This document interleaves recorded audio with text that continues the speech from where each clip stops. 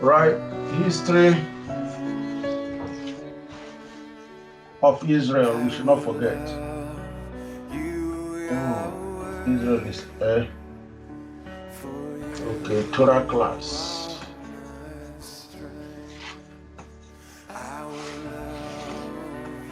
Torah class. Today is 16, isn't it? Yes. Yeah. 20. Right. Somebody remind us where we are. Genesis where? 20, 29, 30. Somebody remind us where we are. Somebody is saying 29, somebody is saying 30. Okay. Junior can start. We're in our history of Israel Torah class. Genesis chapter 30. Let's begin with Genesis 30. I will read on while we pay attention and we get the theme of the studies explained as we go along. Right. Genesis chapter 30, verse 1. And when Rachel saw that she bare Jacob no children, unto Jacob. Sorry, let me take that again. And when Rachel saw that she bare Jacob no children, Rachel envied her sister, and said unto Jacob, Give me children, or else I die. And Jacob's anger was kindled against Rachel, and he said, Am I in Yahweh's stead, who has withheld from thee the fruit of the womb? And she said, Behold, my maid Bilhah, go unto her, and she shall bear upon my knees, that I may also have children by her. And she gave him Bilhah, her handsmaid, to wife, and Jacob went in unto her. And Bilhah conceived and bare Jacob a son. And Rachel said, Yahweh has judged me, and has also heard my voice, and has given me a son. Therefore called she his name Dan. Now, who is Bilhah? Who is Bilhah? Remember that Jacob tried to marry Rachel when he got into Laban's house. Laban said, after 7 years, you will take her as your wife. He served 7 years. On the night whereby that the woman or Rachel would be given to him, Laban conned Jacob and deceived him, giving him Bilhah, Leah instead. Now he protested, but his protest couldn't go anywhere because said the tradition of the land or their culture says the young must not marry before the elder. So the elder must be married before the younger one. And he had to serve 7 years. So he went in to do 7 years, after which that became, Rachel became the wife. But before then, within that space of 7 years plus,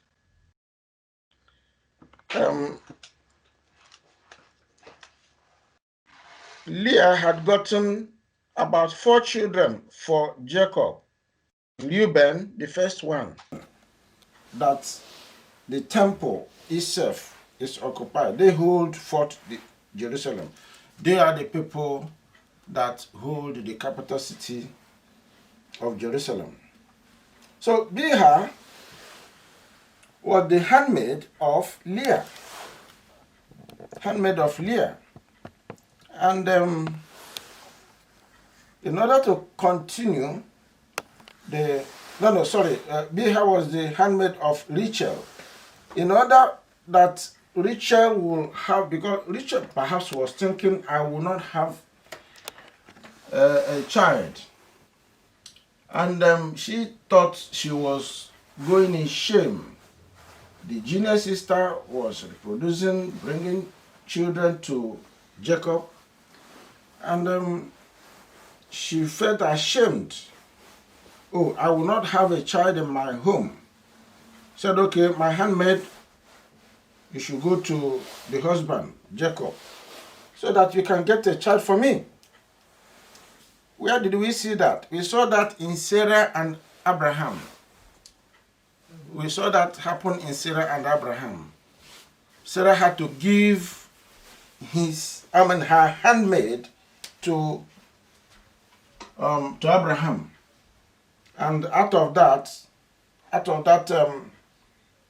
relationship came Ishmael. That was not needed in the family. And here we see similar thing happen. And one will ask, Bilhah that begot child or children to Jacob, were those children needed? Yahweh judge every generation, because that's why he said he is the judge. Here, human beings cannot judge it. No matter what you think Yahweh may be thinking, was he in the know of what happened in the case of Jacob? Here was a young man, he went to his mother's brother, wanted to stay there for some time until the brother's anger, who wanted to kill him. The brother wanted to kill him until the anger is abated so that he will go back to the home. Before he knew it, he started looking for what he will do. Laban said, okay, take care of my sheep, take care of my animals. And he has to get a wife. And the person, that he was eyeing was not given to him at the end of the day. The sister was given to him. The story went on. Before he knew it, a second wife was coming to him. Would we say that was a concubine? Yeah, it's a concubine because it's not, Bilhah was not married. Was not married to Jacob. Jacob didn't marry her. It was a handmaid of the wife, Rachel, that was handed to him. So there is this, similarity of what happened when you look at the grandma, which is Sarah, giving her handmaid to Abraham, to exactly what the wife did to him. The wife of Jacob did to him, handing Bilhah to Jacob as a wife. So Bilhah began to, have children for Jacob. Yahweh understands, he knows what he was doing. Through Jacob, there will be establishment of a nation called Israel, or a kingdom called Israel. Through Jacob, through that one man. Yahweh is not concerned about the women. Whether they are one woman or two women or three or four or 5 or 10 or 12, that will bring these 12 human beings, 12 nations, 12 kindred, 12 kingdoms, that will make up the 12 country, or 12, nation of Israel. It's only Yahweh that chooses to be like that. He wanted the seed, Jacob's seed, to do what? To fill the earth. To fill the earth. Because this was the promise Yahweh made to Abraham, to Isaac, to Jacob, that your descendants, your children, will fill the whole earth. They will be as the sand of the sea. So Yahweh chose Jacob. And amongst the patriarchs, Jacob was the last of the patriarchs. And through this last of the patriarchs, if he will not deliver the number that Yahweh wanted, 12 of them, 12 men, who will be called Israel, then if this option wouldn't work, that means Yahweh would decide to look for another option. And we didn't see any other option from Abraham, Isaac, and Jacob. We didn't see any other option than the setting. What would have been another option to contribute to the nation of Israel would have been Esau. But Esau was ruled out. Esau was ruled out. So Jacob is the only one that was qualified.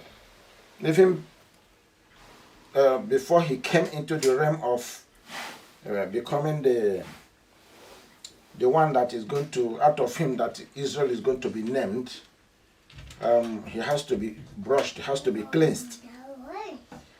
So let's move on. Let's move on. Verse 7. And Bilhah, Rachel's maid, conceived again. So the first time she conceived, she bare a son, and bore him a son, a child. What name did she give to the child? Dan. Dan. So the second child, let's see. And Rachel said, with great wrestlings have I wrestled with my sister, and I have prevailed. And she called his name Naphtali. Naphtali. She is saying here, with great wrestling I wrestle with my sister. With great wrestling. I mean, when certain words are used in the scriptures, you pause a bit and ask, why? Must have been some kind of envy. Must have been some kind of jealousy. Must have been some kind of friction that was developed. You see why, even having two wives, Yahweh ruled it out. Yahweh ruled it out. But how is it that at the end of the day, Jacob ended up marrying 4 women? Because we're going to see 4 women here. And one is not comfortable for a man. It doesn't give him, all the latitude of, I'll use the word peace in quote. Not that women are bad, no. I'm talking about even an individual. At times it's difficult for you to hold yourself when the trouble of life ensues. Let alone when somebody is added in your life. Then you want to add another, then another. So, was it the fault of Jacob? When you look at it, it wasn't his fault. It wasn't his fault. Because he did what he thought he should do. To serve his brother for 7 years. First 7 years. He didn't know his brother would trick him. But why did his brother trick him? We must pay a price of every type of life we live. If we have lived our lives telling Yahweh false, we have lived a life of lies. Along the line of life, we will reap lies. Along the line of life, as we live our life, we reap it. If we live our lives coveting in the pathway of life, we will covet, covetousness will ensue, will come our way. That will not be our portion. Because anything that Yahweh says don't do, it is for our good. We cannot play smart. We cannot think we know it better. Cannot think we will teach Yahweh. Cannot think we will adjust ourselves. Because life is a recorder. The life as our head is working daily, there is a tape somewhere, tape recording, putting everything, putting it into the gene system. The gene system or the hereditary system, whatever you choose to be, that DNA is. At the end of the day, we record it inside the person. Every child you bring into this world, it will be transferred. It will be transferred. So if you don't repeat as you are growing, bringing your children, before your eyes, you will see your child you have brought into the world displaying that which you have put in place. But you yourself will personally repeat in one way or the other, the seed of good or bad will come before you. So Jacob was a swapper, he was a cunning man, he was a con man, he was 419er, he was a playmaster. And that's why Yahweh took time to refine him. And change his name from Jacob to Israel. Because that old name perhaps had instruments of his life, was controlling his life. And his name has to be changed. And he has to teach him, because the scripture says that Yahweh took him into the wilderness and he taught him. He taught him his own way, so that he will live his own way. That is the way of Jacob, and to the way of Yahweh. So we must endeavor to follow Yahweh's word. Whatever it will take, Yahweh never and will never lead anybody astray. We never lead anybody astray. In one way or the other, whether we know it or we don't know it, Jacob paid the price. He had to pay the price of the type of life he lived. See how he dealt with his senior brother, Esau. Oh, rightly or wrongly, at the end of the day, he will pay the price. And that was his character. To play people, to cheat people, to con people. But he was the choice. He was, because there was a seed inside him. Everybody has a seed inside him that Yahweh deposits. Unless the person would say no to Yahweh forever and ever, Yahweh will cancel that from him. There were two coming out from their mother's womb, Esau and Jacob. They had seed. But one was possessing seed that Yahweh never liked. And he was cancelled out from Yahweh's book of life. And his brother was refined because his own seed, he had the character that he had in the seed had light. Light. What is the light there? The seed that was found in Jacob had light, had the word. At the end of the day, he is refinable. He is refinable. He can be made pure.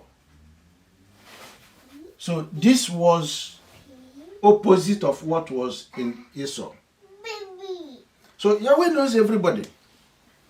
And that's why when he says we should sit down, we sit down. When he says we should walk, we should walk. We say we should stand up, we stand up. Whatever he says we should do, we must endeavor to do it. Because it's for our own benefit. Otherwise, somebody will quench his own light. And once by his word he says, do, you fail to do, the person will quench his own light. And that will be the end of the person. The person will just be like Esau. Moving on, we are on verse 8. And Rachel said, with great wrestlings have I wrestled with my sister. and I have prevailed. And she called his name Naphtali.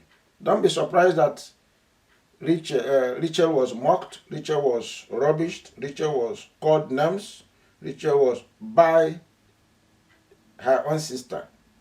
At the end of the day, Yahweh answered her. Though firstly she thought it will not come, she will not get a child, Yahweh had to give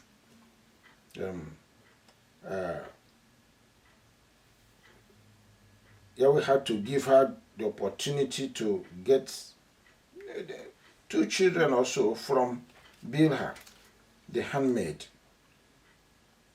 Now let's look at verse 9. When Leah saw that she had left bearing, see, the sister, it was a competition.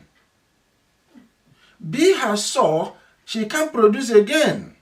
She had had 4. The sister never even had 1 at that time. But the sister Rachel, had given the senior, Rachel was the senior one, now had given the handmaid to Jacob. And she bare how many? 2 children. And look at Leah. Leah stood up and said, this woman has begun to reproduce. She has begun to get children. What is going on? Before you know it, now she will overtake me. So that is why Jacob is going to get the 4th person as a wife. So she will push her handmaid to Jacob. Let's see what is going on. When Leah saw that she had left bearing, she took Zilpah, her maid, and gave her Jacob to wife. So Jacob had to get another lady or woman for wife. And Zilpah, Leah's maid, bare Jacob a son. And Leah said, a troop cometh. And she called his name Gad. A troop. I'm going to burn plenty. I'm going to get them plenty. So to her own fold, she'll be getting 5 now. She's getting a troop. And Zilpah, Leah's maid, bare Jacob a 2nd son, and Leah said, happy am I, for the daughters will call me blessed. And she called his name Asher. 6, she has gotten 6. Out of the 12 required, she's gotten half of the men. And Reuben went in, and Reuben, verse 14. And Reuben went in the days of wheat harvest, and found mandrakes in the field, and brought them unto his mother Leah. Then Rachel said to Leah, give me, I pray thee, of thy son's mandrakes. And she said unto her, is it a small matter that thou hast taken my husband? You see, 2 sisters, jealousy. Even in their father's house, they were still within their family home. They began to quarrel. They began to, that Rachel, the senior one, did what she, the junior one, did earlier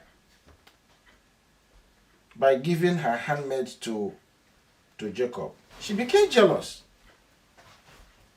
became a rival to the senior sister, began to, castigate her.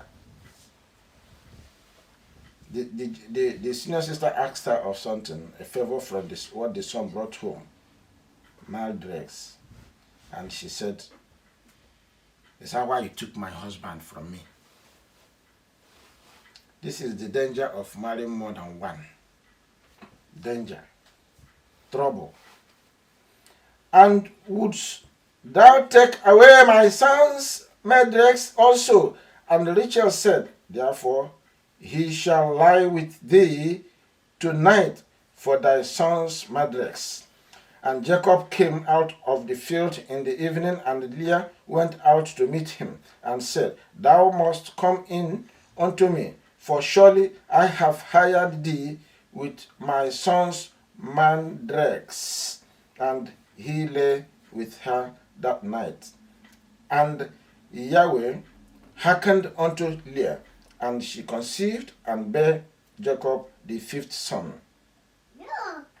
And Leah said, Yahweh has given me my hire, because I have given my maiden to my husband. And she called his name Issachar. That is the son number what now? Son number 7. The handmaid got her 2. She has got another one. That means 2 plus 5 should be 7. And Leah conceived again and bare Jacob the 6th son. 6th son plus 2 from the handmaid, that is 8.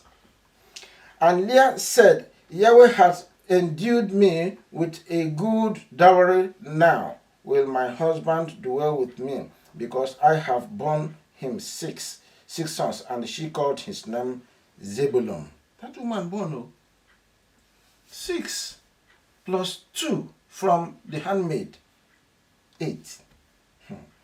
And afterwards she bare a daughter and called her name Dinah. She got 9. And Yahweh remembered Rachel at the end. Yahweh remembered Rachel. Why? And Jacob so loved. You see, whom we love and whom, we think is the most delightful or the best. When we say this is our choice and it is the best, have we asked Yahweh? Do we know what Yahweh is thinking? For Jacob, Rachel was the best. And that's why I had to serve extra 7 years for her. Because she was the desired, the delightful woman. But at the end of the day, she was like, they want to be mocked, they want to be reduced, they want to be the servant, kind of, in the eyes of the junior sister Leah. But did Yahweh forget her? No. Did Yahweh hate her? No. The Bible said, and Yahweh remembered Rachel. Yahweh remembered Rachel. Now who was that Yahweh remembered? Yahweh remembered Sarah after a long time. Yahweh remembered Rebecca after a long time. And here we see the most loved again in the family by the man, Rachel, was remembered by Yahweh. And Yahweh hearkened unto her and opened her womb. So her womb was closed. So who and who is coming here? Through Rachel. And she conceived and bare a son and said, Yahweh had taken away my reproach. Do you know that the womb, the child that Rachel is going to bear or bring into the world is going to be one of the major. He's going to form the major tribe of Israel. Major tribe of Israel. Let's see what transpired here. 24. And she called his name Joseph and said, Yahweh shall add to me another son. A peculiar son doesn't come easily. Joseph from Rachel. Joseph from Rachel was a type of Messiah. Was a type of Messiah. Joseph. You remember the story of Joseph? Joseph was the child or the only son that Yahweh raised in the midst of all these 12 children of Jacob, 12 of them, to deliver the house of Jacob when they would have been all dead in the land of Canaan. They would have been destroyed by famine and drought and hunger. They would have been dead. But by what happened? See, the way of Yahweh is not human way. And the way of Yahweh is mysterious. The way of Yahweh is, is incomprehensible. And when he's working his things, at times you see frictions, problems, trouble. Why? Enemy is putting his mouth. He's also, Yahweh is placing something straight in a straight line. Satan is trying to draw it out. So there's conflict. There's conflict. There's conflict. And that is what we are seeing in this family. We are going to see who this man is, what he did, and why Israel was saved. Israel was saved. Otherwise, Israel would have perished in the land of Canaan. No doubt about it. So, Yahweh delayed Rachel from bringing Joseph and another son that will come later because of what he had for him. He wanted to make him exceptional child, and he wanted him to come last. But even then, the eyes of Satan was still on him to finish him, to destroy him. Like eyes of Satan was on Yeshua when he was born. If you read Revelation chapter 12, you see that the eyes of, Satan was on Yeshua. Immediately he was born, Satan never had rest. So every peculiar child,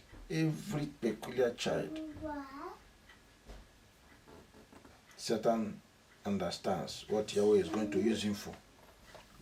All the whole people that Yahweh used. Look at Moses. If you hear the story of Moses, Herod wanted to destroy him when he was just under 2 years. As soon as he was born, I don't think it was up to 6 months or thereabout. Satan wanted to destroy him, but Yahweh took over. 25. And it came to pass, when Rachel had born Joseph, that Jacob said unto Laban, send me away, that I may go unto my own place and to my country. So Jacob now is beginning to plan to return back to his land. Jacob has lived in the house of Laban for 7 years plus 7 years plus 6, close to 20 years. At this particular time, he had lived 20 years in the family or house of Laban, and said, at this particular time, I want to go home to my own country, my own land. Give me my wives and my children, for whom I have served thee, and let me go, for thou knowest my service, which I have done thee. And Laban said unto him, I pray thee, if I have found favor in thy eyes, tarry, for I have learned my experience that Yahweh has blessed me for thy sake. And he said, appoint me thy wages, and I will give it. I think this was the last portion of this conversation. Comes at the last portion of 6 years. You want to delay him, you want him to take care of his cattle, you want him to help him expand his business, cattle business or sheep business. So he put a price, and the master plan was laid out. So here we are going to look at how Jacob became a rich man. Here, in this particular, from here, we will see how Jacob brought his own tricks to play upon Laban. And he made sure that that cattle business or sheep business flourished, and at the end of the day, to his own advantage. Did he play him? Well, he was doing business. It was quite a business, but he played it very well. Where do we stop? Verse 28. And he said, appoint me, and he said unto him, thou knowest how I have served thee, and how thy cattle was with me, for it was little which thou hast before I came, and it is now increased unto a multitude, and Yahweh has blessed thee since my coming. And now, when shall I provide for my own house also? And he said, what shall I give thee? And Jacob said, thou shalt not give me anything. Don't give me anything. I don't need anything from you. If thou wilt do this thing for me, I will again feed and keep thy flock. He didn't want anything. He didn't want him to give him money. He didn't want him to give him even wife. He don't want to accept. But he has to struck a deal, has to enter a contract with him. Let us see how the contract is going to go. 32. I will pass through all thy flock today, removing from thence all the speckled and spotted cattle, and all the brown cattle among the sheep, and the spotted and speckled among the goats, and of such shall be my hire. Now there is kind of mark the cattle, all the cattle have. So he had to do a separation amongst all those. Now, those that were marked will be Jacob's. And, that is the compensation. The compensation of Jacob, or the money that he is going to receive, will be a certain type of the sheep will be his own. And a certain type will be Jacob's. But at the end of the day, the game there is that Jacob will want to breed, cause his sheep to receive. He's going to play a trick at the end of the day that will cause his own side, all the marked, sheep of his, to breed faster than those of Laban. And through that, he will outwit Laban and increase his flock, increase in his sheep, and he will be better off. That Laban will be jealous of him and will say, now it's time for you to go.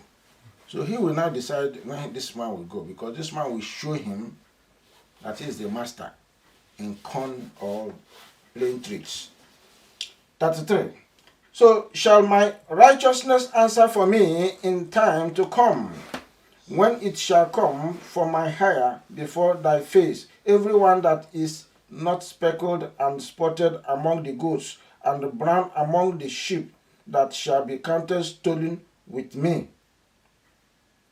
And Laban said, behold, I would it might be according to thy word. Let it be according to thy word. And he removed that day the he goats that were ring-streaked and spotted, and all the she goats that were speckled and spotted, and everyone that had some white in it, and all the brown among the sheep, and gave them into the hand of his sons. And he set 3 days' journey between himself and Jacob, and Jacob fed the rest of Laban's flocks. And Jacob took him rods of green poplar, and of the basil and chestnut tree, and peeled white sticks in them, and made the white appear which was in the rods. And he set the rods which he had peeled before the flocks in the gutters, in the watering troughs, when the flocks came to drink, that they should conceive when they came to drink. And the flocks conceived before the rods, and brought forth cattle, ring-streaked, speckled, and spotted. And Jacob did separate the lambs, and set the faces of the flocks towards the ring-streaks, and all the brown in the flock of Laban, and he put his own flocks to themselves, and put them on not onto Laban's cattle. And it came to pass, whensoever the stronger cattle did conceive, that Jacob laid the rods before the eyes of the cattle in the gutters, that they might conceive among the rods. But when the cattle were feeble, he put them not in. So the feebler were Laban's, and the stronger were Jacob's. And the man increased exceedingly and had much cattle, and maid servants, and men servants, and camels, and donkeys. How he was doing it was like a magician doing something that I cannot easily, as a layman, explain to you here. But he designed where he learned it, I don't know. He designed a particular rod, marked it, and made sure that, because all the animals that were marked in a certain way, at the end of the day will be breeded and will be those of Laban. Now what he did was, all the animals that were strong, very, very strong, agile, ready to reproduce, he now set whatever rod he each time they come to drink, he will put it before the face of those animals, particularly the female ones. And by the time they conceive, they will bear, a similar type of, sheep that had the same stripes, which was the kind Laban had. But the astonishing thing is that those animals will be very, very strong, stronger than those of Laban.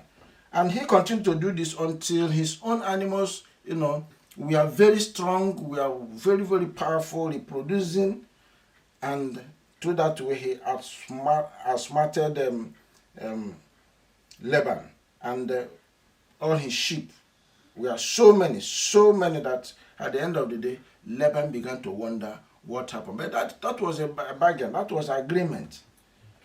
And all the spotted sheep, went for him, and they were very, very strong, ready to go. So he began to jealous him. Let us see where the jealous will land him. Jacob deserts secretly from Laban. So this is the time Jacob, because the envy has started, the trouble has started, you are now becoming richer, you're a servant, I brought you in, I gave you my daughters, I gave you everything, my sheep, my animals to take care of. Before you know it, your own is increasing greater than mine. Oh, how come? I think they were almost fighting. So it's time for this man to secretly leave his house and try to go to his family, return to the land of Canaan. So he wants to make his way. Who blames him? Verse 31. And he heard the words of Laban's sons, saying, Jacob had taken away all that was our father's, and of that which was our father's has he gotten all this glory. And Jacob beheld the countenance of Laban, and behold, it was not toward him as before. He never liked him again. Never called him, my sister's son. He was not beloved again. And it's now to quarrel, to fight him. It's now to ask him how he was, exploding in wealth. And the anger will cause this man to now discover that if he doesn't take care, he may murder him, take over the children, take over the daughters again, and take over the animals. And will tell stories who will he tell story? At that time, the father would have died. Isaac would have died, I believe. And the brother wouldn't want to see him because he wanted to kill him. So who will he report to? If Jacob had died in that land, nobody would ask of him. Nobody would ask of him. That's why he sneaked away, because he knew his life was in danger. And he said unto them, I see your father's countenance, that it is not towards me as before, but Yahweh of my father has been with me. So he called the wives and said, it's time for us to go. Your father Laban is envying me. Murderous envy. Can kill me overnight, and nobody will ask of me. It's time to go. Verse 6. And ye know that with all my power I have served your father, and your father has deceived me and changed my wages 10 times. Laban changed his wages. What they are doing to us in UK here. You know, well, those in UK, they are better than Jacob here, because 10 times changing his wages. I will pay you this, he will change. Pay you this, you know, one is not true. Before you know it, including the wives, they were all inclusive of the wages. You know, you've been working for 7 years, another 7 years, and the trickster of all the cattle and all that. That's why he said, don't pay me anything. At the end of the day, I will make my money. I know how I will make it. Verse 8. If he said thus, the speckled shall be thy wages, then all the cattle bear speckled. And if he said thus, the ring-streaked shall be thy hire, then bear all the cattle ring-streaked. However he said, within those animals, if they bear these stripes, or they have this color, they will be yours. Then Jacob will follow. Whatever he said, Jacob will follow. But Jacob was twisting that his idea, Laban's idea, to himself. So at the end of the day, things was working out for him. Who was making it work out for him? Even in the hostile environment he found himself, even in the cheat he was receiving of his wages, Yahweh was helping him to progress. Yahweh was helping him to progress.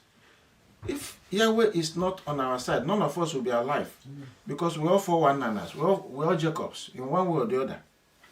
We are Jacobs.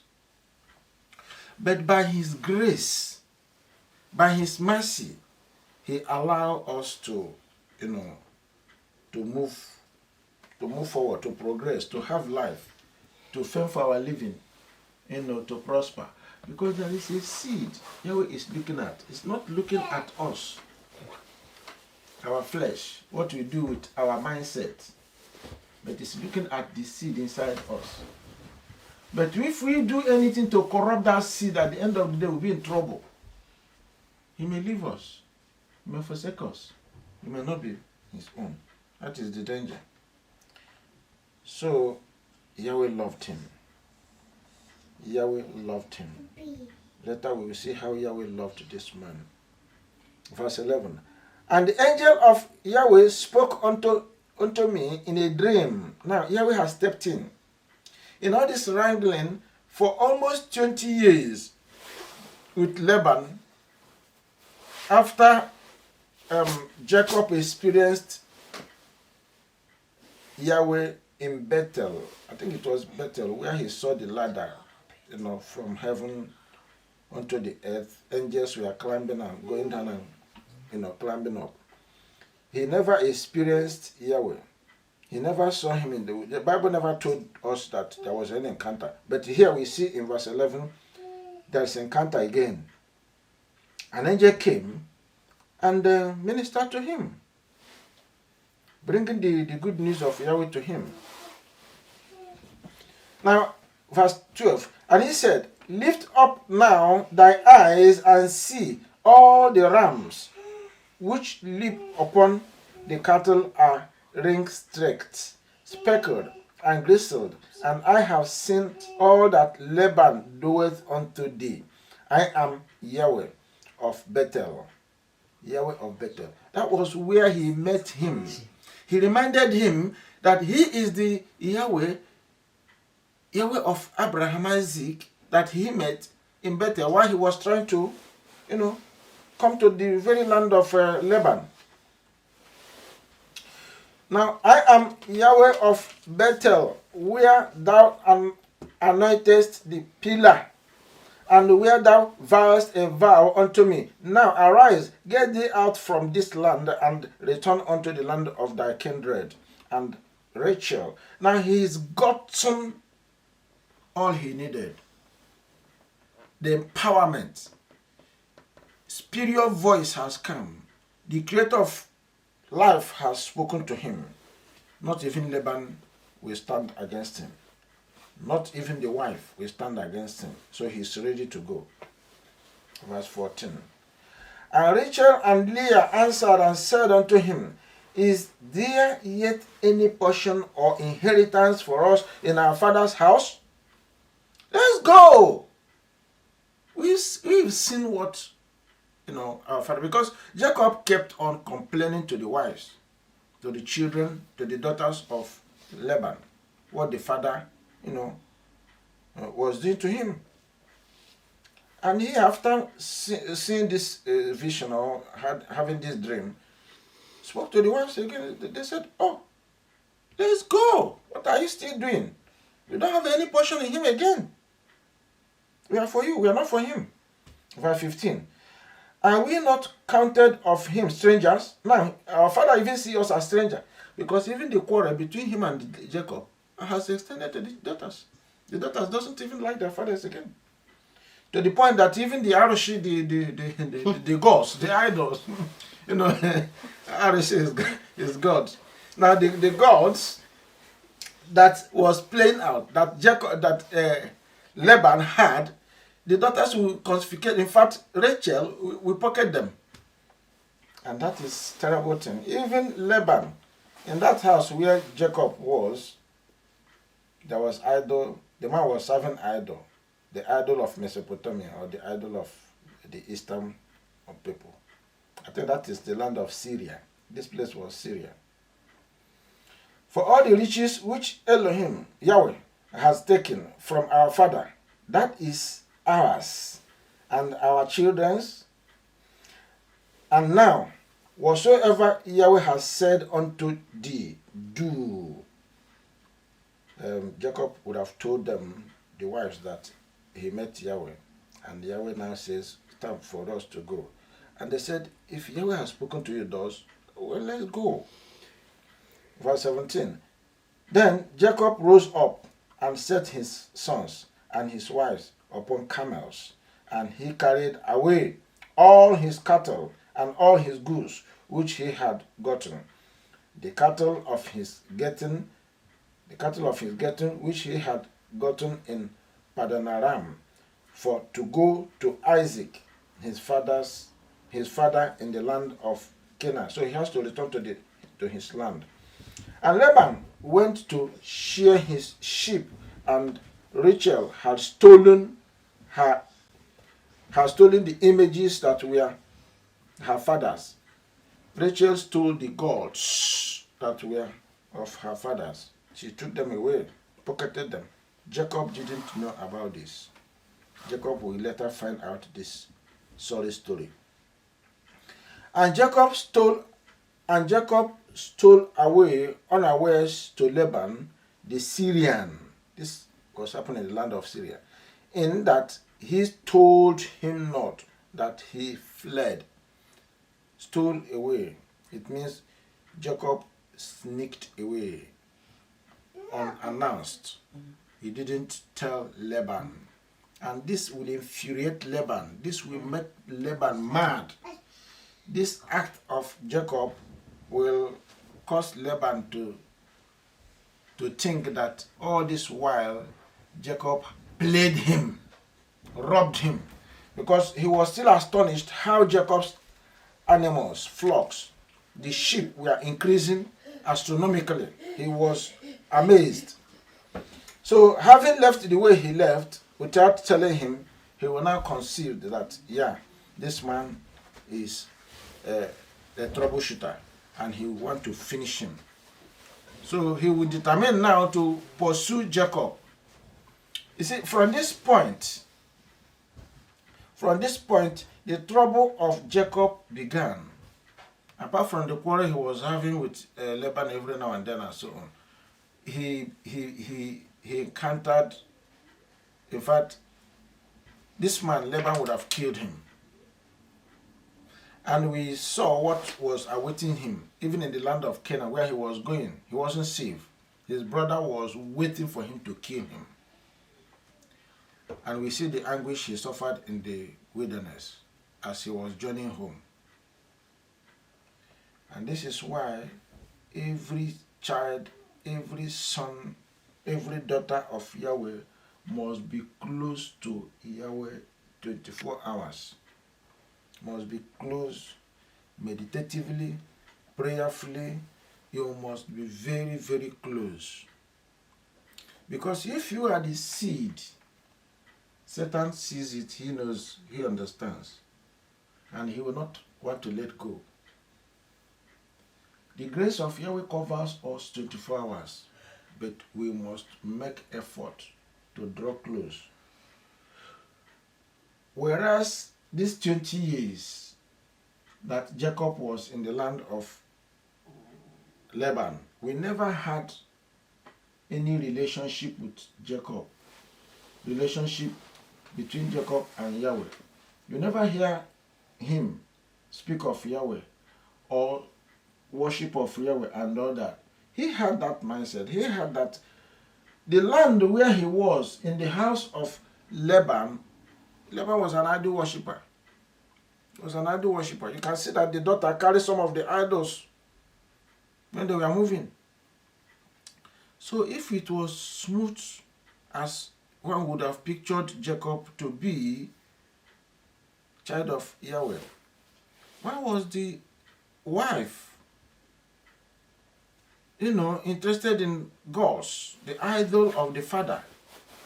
She wasn't quite separated from the idols of the father. She had them. She loved them. That means she was worshipping them. So that means Jacob, in a way, tolerated that even in his home. That is my own thinking anyway. The Bible didn't say that. But for a wife in the house to, at the end of the day, carry the father's, because they were not, I don't think they were living in the same house. Because when Jacob left, Laban didn't know. It means Jacob was living a little bit, separated a little bit somewhere. And Laban was somewhere. So it means in the land, the idols of the land was somehow, Jacob may not tolerate it, because at the end of the day, within the wilderness, Jacob had to discover that there was something wrong. There was something wrong. Now one of the women must, and that came out when Laban pursued Jacob and said to Jacob, the idol in my house, you are the one that confiscated it. You are the one that took them. And that was when Jacob now, he was shocked to hear that. And he searched the wives. And it was found in the hands of Rachel. Let's go and see what transpires. Laban pursued Jacob. Verse 22. Genesis 31:22. And it was told Laban on the third day. So they were not, it wasn't as if they were living in the same house. Jacob was living apart and he was living apart. So when he heard it, after 3 days, that means Jacob had gone far away before Laban heard that the grandson had gone far away. And he took his brethren with him and pursued after him 7 days' journey. 7 days. He had this after 3 days. He had to pursue them before he could catch up with them 7 days. And they overtook him in Mount Gilead. This Mount Gilead is quite, often heard. Mount Gilead. So it is between Canaan and Syria. And Yahweh came to Laban and Syria in a dream by night.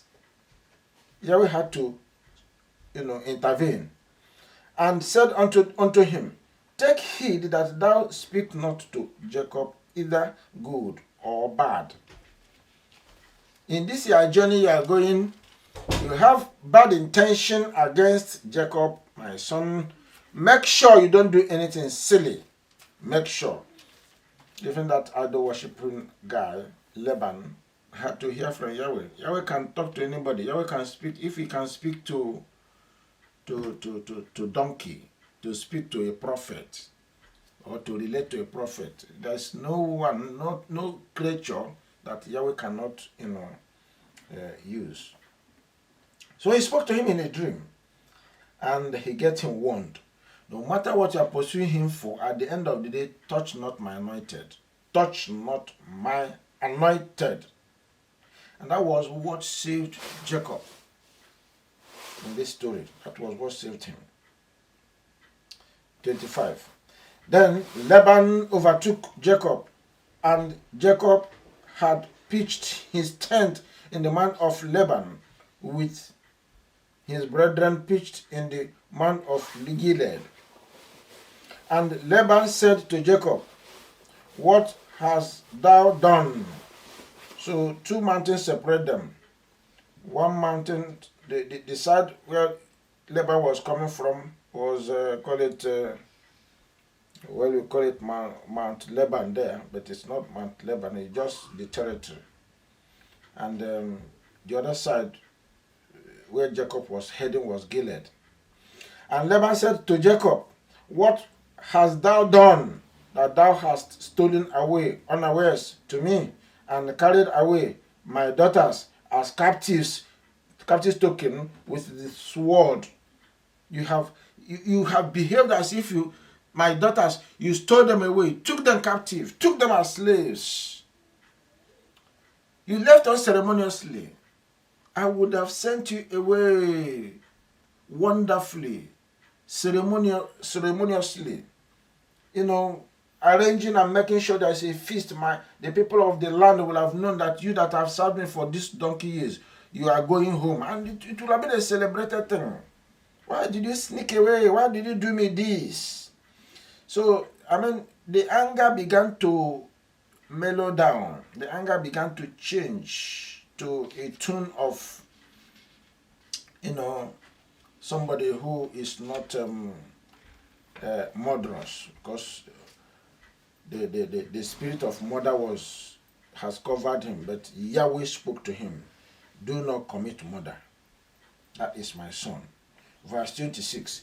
And Laban said to Jacob, What hast thou?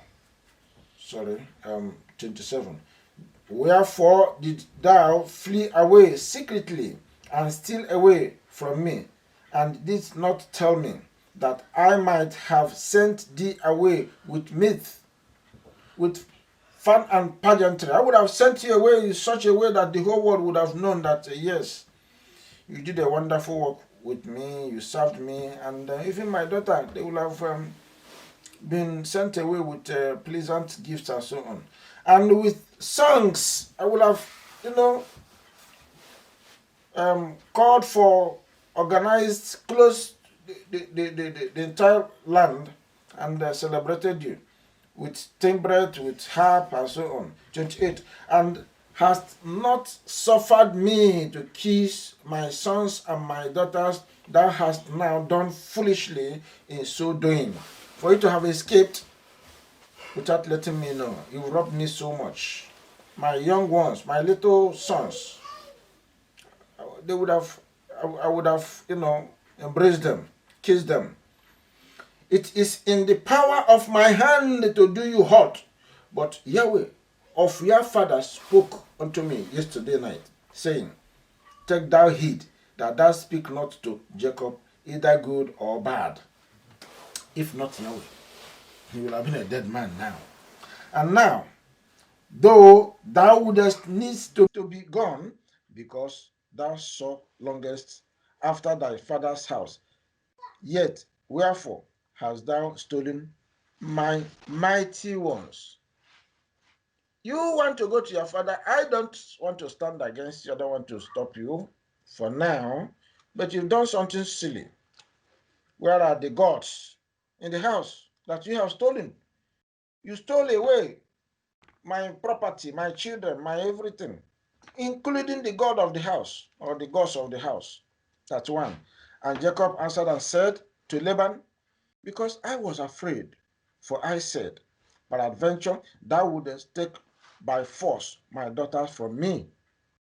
You know, when the quarrel was, fuming, anger, raging, you know, Laban thinking that Jacob had robbed him, Jacob sneaked away. His thought was right because who knows?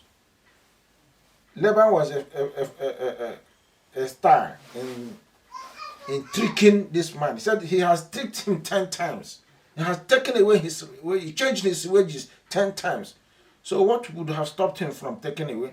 And look at how he was pursuing to kill him if Yahweh had not intervened. So the response of Jacob was exactly what he would have done. He would have killed him. He would have taken away the daughters back and the children. 32. With whosoever thou findest thy mighty ones, let him not leave before our brethren, descend thou what is thy with me, and take it to thee.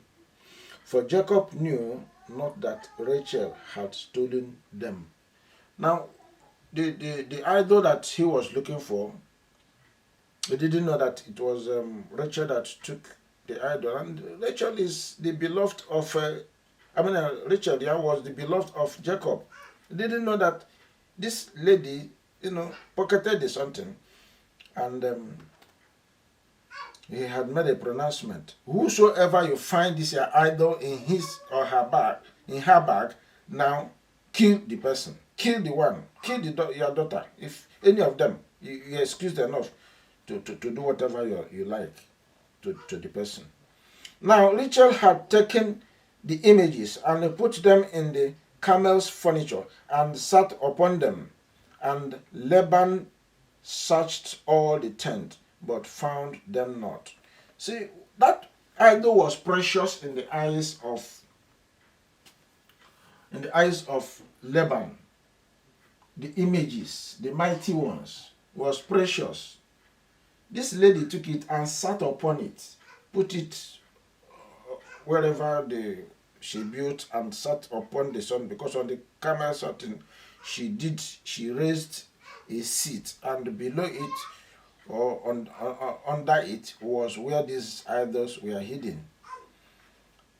Who said idol must be worshipped? Who said idol is something that, that's why Yahweh said all those things are things made by hand. The human, they don't talk, they don't speak, they don't walk, they don't see. Why would somebody worship idol? 35. And she said to her father, let it not displease my sovereign that I cannot rise up before thee, for the custom of women is upon me. And he searched, but found not the images. At that time, Rachel was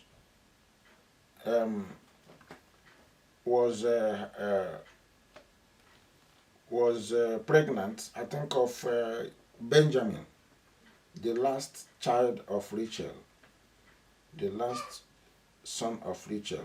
So the excuse, when they said, all the women, step down, let us search your donkeys and all that, one of you must hold it or have it. Rachel gave excuse, I'm pregnant, I can't stand up where I am, I can't come out from this place, So that was it. I think Laban could not get the idol, could not find it. But what happened later? And Jacob was wroth and chode with Laban. And Jacob answered and said to Laban, what is my trespass? What is my sin, that thou hast so hotly pursued me after me? Why? Now, whereas thou hast searched all my stuff, what hast thou found of all thy household stuff? Set it here before my brethren and thy brethren, that they may judge between us both. Now, who are Jacob calling brethren, brethren? We can hear brethren here. Jacob was established man at this time. He was going home with men, servants. He was going home with. So, with the children, with the wives, and so on. So he was having a company of his own. These 20 years I have been with thee. Thy webs, that is thy sheep, and thy she goats have not cast their young, and the rams of thy flock have I not eaten. That which was torn of beasts I brought not unto thee. I bear the loss of it. Of my hand didst thou require it. So any animal that was in the bush, if lion or whatever eat them, Jacob has to pay. Jacob is telling us here that he never owed this man Laban anything. What is in your house that I took? I wasn't a thief. I served you 20 years. There was no report of anything missing. Animals, when they die, I pay for it. So why are you treating me? Why are you, behaving as if I have stolen the whole world? All right, verse, let me finish that 9 says, I bear the loss of it, of anything that is missing. Of my hand didst thou require it, whether stolen by day or stolen by night. Thus I was in the day, the drought consumed me, and the frost by night, and my sleep departed from my eyes. Thus have I been 20 years in thy house. I served thee 14 years for my 2 daughters, and 6 years for my cattle, and thou hast changed my wages 10 times. Yeah, Jacob is telling Laban, how he suffered in his hands.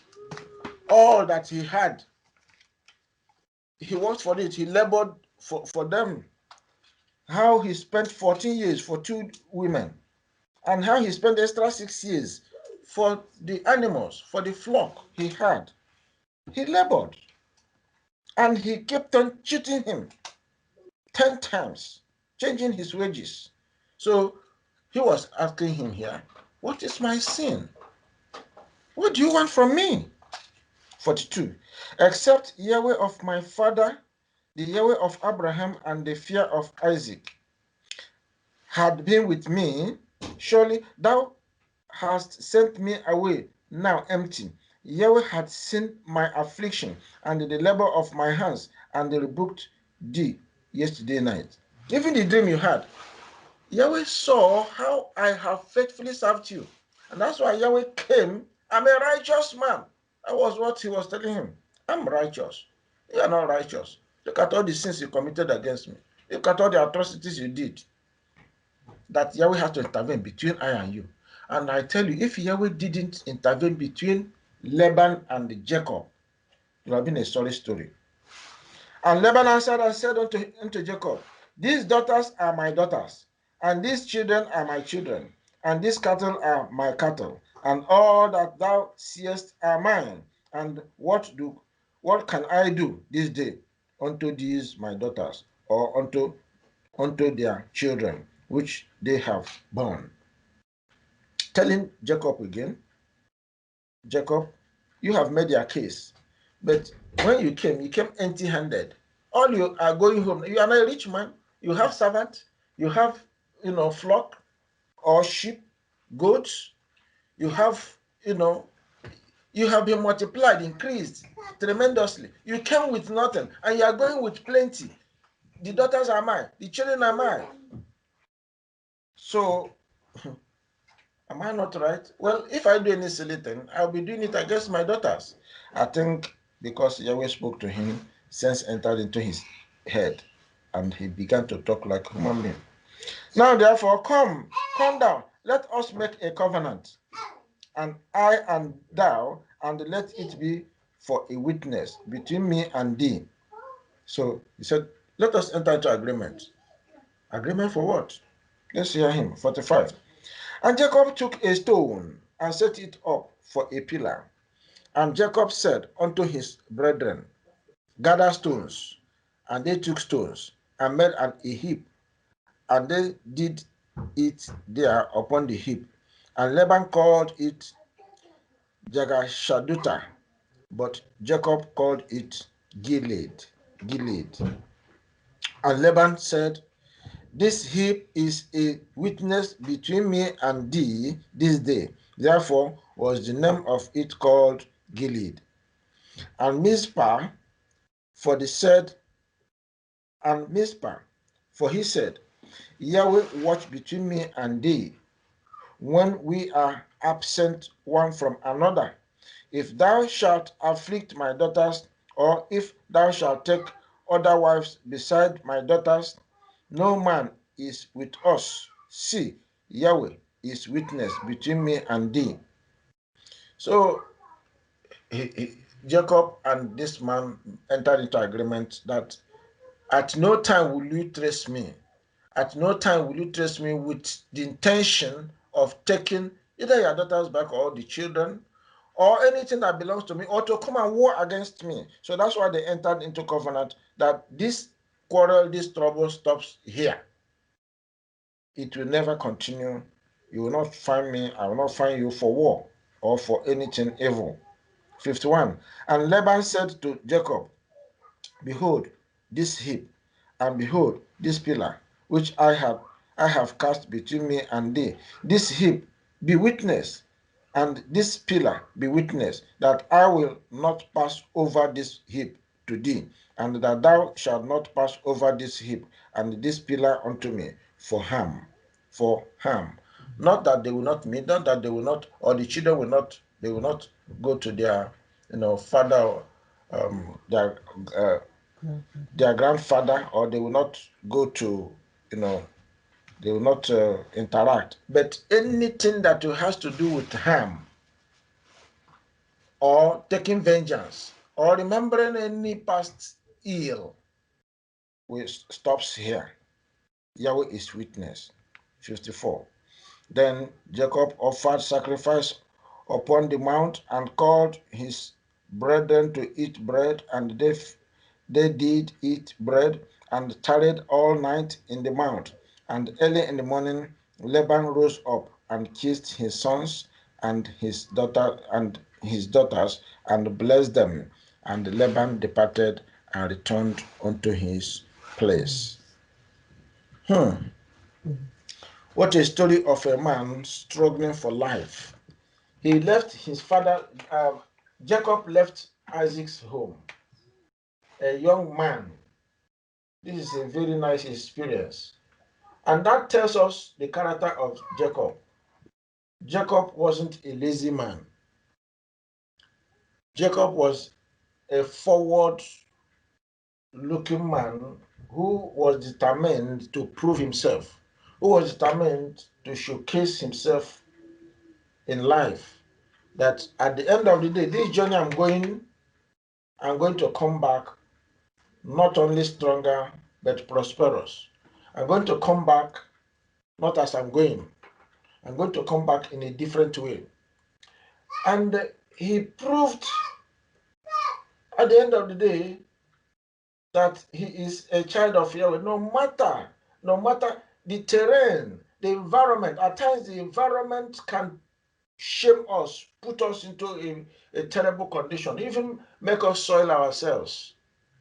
Unfortunately, when you look at what is happening in Europe, the young ones coming into Europe, or every one of us who is a stranger, who came from other parts of the world, at one time or the other, if it's not the social life of the people, it will be the law or the laws of the people that will force us to, put our hand or put our leg where we ought not to. Now, Jacob experienced most of all these things. But one thing Jacob never lacked was the experience of Yahweh, was there was a kind of interregnum. There was a kind of, um, blankness, if I would use the word, as if there was he separated himself from Yahweh. No, no, no. He didn't. He was a man in his heart. He worshipped Yahweh from the heart, from within himself, his heart. And he proved it when the idol was being searched. No idol was found in him. And we are not told that he was even worshipping or serving idol. But because the children were born in the home of idol and all that, they had that relationship in one word, particularly the senior daughter of Laban. So Jacob had the heart to serve Yahweh, and that's why Yahweh never forgot him. The seed of Yahweh was inside him, and he carried that seed. And out of that seed, we can see it launching out in the children. We can see it, transferred as we, move into the chapter. By the time we get into chapter 40 or 50, we will see how the 12 tribes were made and what they stand for and what they are for us today. So let's leave it here at the moment.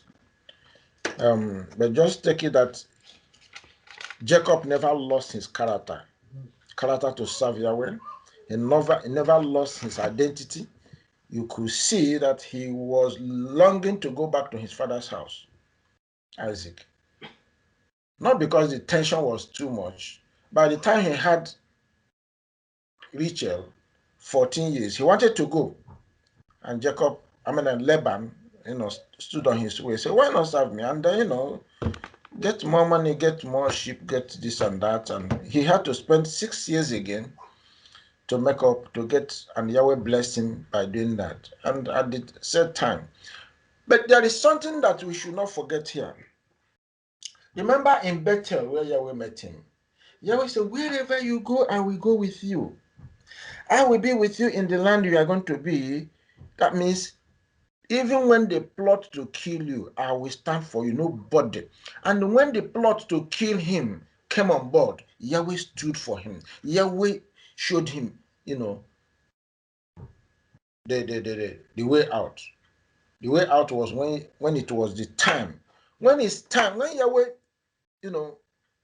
points to us direction, we must capitalize on it. We must follow it. Yahweh said, this is the time for you to leave. And he didn't waste time. He packaged himself, told the wife, I've met with Yahweh again. He said, this is time to go.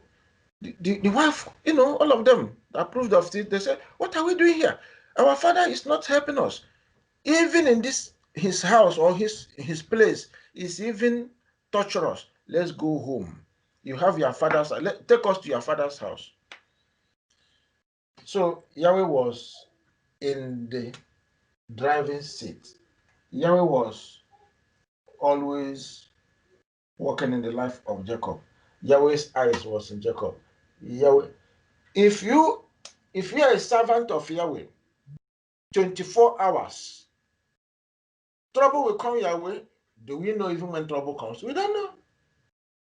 The spiritual one, the physical one, we don't know. So Yahweh stands in for us, protecting us. So we have seen that this gentleman left home. It's like somebody going somewhere without knowing where he was going. Though the parents pointed to him, go to our, my brother Laban. Stay there, and after some time, when your father dies, maybe they thought a little time, within a few years, you come back. By that time, your brother would have, rested in his anger.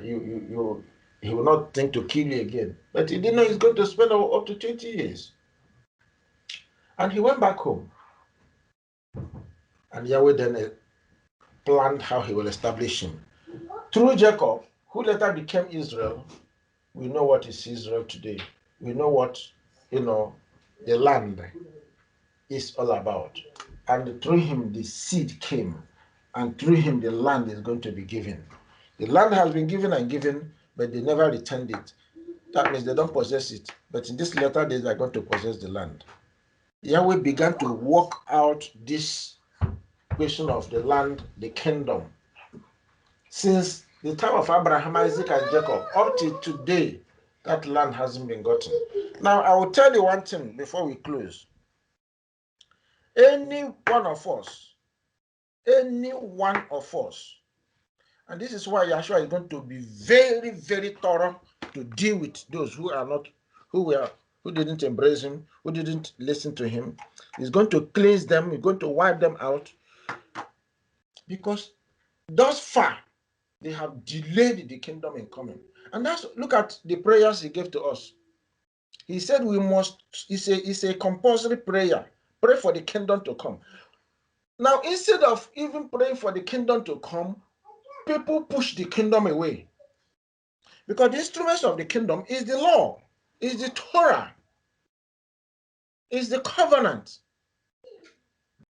People keep postponing. People keep pushing it. People keep, separating themselves from him. And if he put it into calculation, and I know it's going to be part of what he will be calculating, taking decision of removing those that will be removed, is because they never allowed Israel to return into their land at the appropriate time. Because they pray for this kingdom, pray that this kingdom comes, pray that you go back into this land, pray that this land is yours, pray that he comes back and be the head and rule not only you, but the whole world. Because people want to live their life their own way. They allow Satan to control them. At the end of the day, that which is the object of the matter, the land, they allow the Gentiles to continue to live in it, trample, and Israel continue to be pillaged, killed, destroyed up to today. If you look at Luke chapter 21, Yahshua made a statement that that land will continue to be trampled upon trampled upon until the Gentiles are relieved from the land. And that's why he's going to come with what? With wrath. Book of Ezekiel chapter 20. What did he say? He's going to come with fury. Why? Because those whom he was talking to, he's been speaking to, do not listen. So he's going to take them out from the Gentile world into that land by his own authority. Do you want to be whisked away? Because most people who survive at the end of the day will be whisked away. It's whisking away into wilderness. And there he will try to tempt them, they will not be tempted, then he will crush them. May we have ears to hear. May we not be stubborn. No matter what we are going through. The land we are living in is not excuse. You can see Laban. The land wasn't comfortable. The home he was living in, the land in the hands of Laban, wasn't comfortable. But he prevailed at the end of the day. Because he never left. He never put Yahweh away from his heart, his life.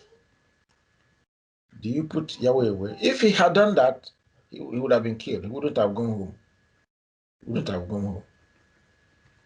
No matter what you are facing, no matter the trial you are facing, you are an achiever. You're an overcomer. But will you overcome by your own power, by your own strength? No, it takes Yahweh, who promised just Jacob, wherever you go, I will go with you, and I will bring you back into the land. Bringing you back into the land means Yahweh will be with you 24 hours. Nothing will happen to you. He is your security. He will continue to be your security. Is he your security? Is he your protection? Are you trying to overcome by your own power, by your own strength, by your own wisdom? We are all allegiance to him. And we must obey him, obey his word. That is only the way to go. And that way, he will be with us. He will remember us. When the wars come to the wars, even in a dream, he will point to us the way to go and the way to escape. And that was what happened to Jacob. And he showed to him. The same thing applies to us today. The same thing. We thank Yahweh for his grace. We thank Yahweh for calling us. We thank Yahweh for opening our eyes. to know that his way, his word is the way. The word is Yeshua, and him we must follow. Let's end it here. We continue next week. You will helping us.